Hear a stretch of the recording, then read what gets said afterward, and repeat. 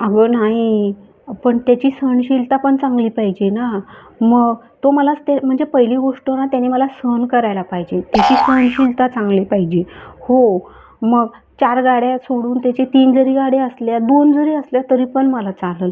पण त्याची सहनशीलता खूप चांगली पाहिजे अगं.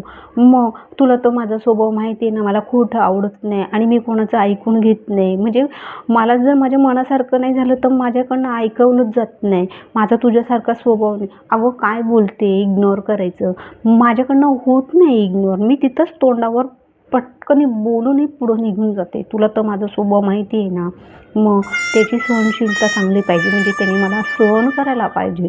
आणि त्याची सहनशीलता चांगली असली तरच मग आमचं पुढं लग्न टिकेल ना गं. मग त्याचे लागलं तर 4 फ्लॅट सोडून 3 जरी असले ना तरी पण चालेल. पण त्याची सहनशीलता चांगली पाहिजे.